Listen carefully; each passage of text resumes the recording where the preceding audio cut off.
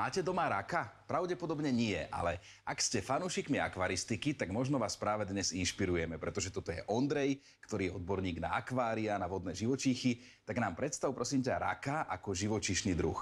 Takže, čo sa týka rakov, tak sú to veľmi fascinujúce zvieratá. Existuje ich viacero druhov, hlavne sa delia na menšie miniračiky a veľké raky. To, čo je spoločné, sú ich vlastnosti, podobná stavba tela, to, ako sa strávujú, rozmnožujú. V akvaristike hovoríme teda o sladkovodných rakoch. Čo sa týka ich povahy, tak to už trocha vyplýva z ich stavby tela. Majú klepeta, takže nie sú 100% mierumilovné. Hlavne pri tých väčších si treba dávať pozor. Sú to kôrovce, čiže pravidelne sa zvliekajú z panciera. Keďže sú sladkovodné, tak sa bežne v akváriu dokážu rozmnožiť. Ale keďže aj mladé račiky môžu byť k sebe kanibalistické, tak nie všetky sa dožijú dospelosti. Sú to všežravce, čiže obľubujú či už zeleninu, mrazenú potravu, dokonca sa môžu krmiť rybím filé. A taký veľký rak nenarobí ti to paseku v akváriu, že ti zruší rastliny aj všetku tú výzdobu, ktorú si ty pracne riešil? Tomu rakovi treba to prostredie prispôsobiť. Čiže keď sú to veľké raky, tak sa to akvárium zariadzuje väčšinou tak, že sú tam kamene, korene, môžu tam byť nejaké plávajúce rastliny, aby na ne nedočiahol. Raky sú vo všeobecnosti nie sú moc náročné v porovnaní s rybami. Potrebujú dobre zabehnuté akvárium a pravidelnú výmenu vody. Veď aj v našich riekach bývajú ukazateľmi vlastne tej čistoty vody v riekach. Je dobré, keď je v tom akváriu nejaké lístie, konáriky, ktoré dokážu stále obrízať, aby si stále našli niečo pod zub. Predstav nám tvojich minimiláčikov, ráčikov a toho zaujímavého modrého raka. Miniračiky CPO majú veľmi krásnu, výraznú oranžovú farbu, pochádzajú pôvodne z Mexika. Môžu teda žiť aj v menších akváriách spoločne s rybkami alebo krevetkami. CPO je skratka čoho? Je to skratka jeho latinského názvu. Cambarellus pansuarensis orange. Dobre, pre mňa to bude stále iba CPO. Nechajme to ako CPO. Čím sú ešte zaujímavé?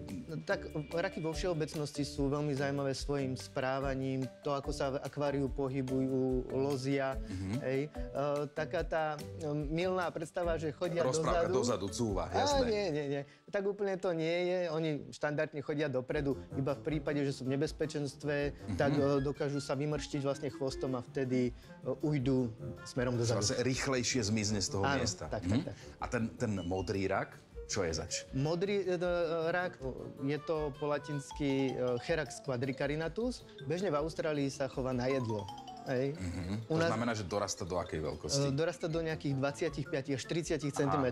Na nich je určite fascinujúce to práve do akej veľkosti dorastajú. Čiže je to už také majestátne zviera v akváriu.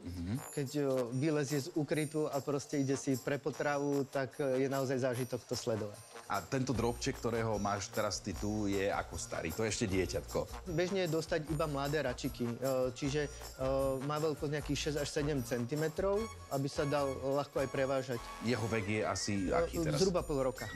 Zaujímavé sú aj svojím sfarbením, majú výraznú modrú farbu, no a samce majú na klepetách veľké červené škvrny. Keď sa ten rak vyzlečie, čo sa s tým vyzlečením potom deje v prírode? Má to nejaké využitie? Má, a to vlastne rak tú zvlečku, ten pancier potom zožerie. Je to vlastne na doplnenie vápnika, aby sa mu vytvoril nový, pevnejší pancier. Rak a spolubývajúci v akváriu. Kto všetko sa mu môže prihlásiť na inzerát hľadám spolubývajúcich? Tak hlavne to nemôžu byť dlhoplutvé ryby.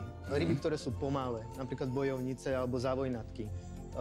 Inak môžu spolu nažívať s malými mrštnými rybkami, môžu byť s krevetkami, ale ako som vravel, môže sa stať, že sem tam nejakú chytia. S tým treba počítať. Keď mám doma raka, môžem sa s ním aj nejako pomojkať, zobrať si ho do rúk, alebo je to skôr na to, že budem sa na neho pozerať, lebo je to krásne zviera? Skúsiť to môžeš. Ale pri väčších by som to neskúšal. Tam treba byť troška opatrnejší, predsa len môže to dosť bolieť, keď ťa veľký rak chytí za prst. Ak teda chcete mať trošku pestrofarebnejší život, máte zmysel pre detail, tak vám takýto rak alebo ráčik môže skrášliť aj vašu domácnosť.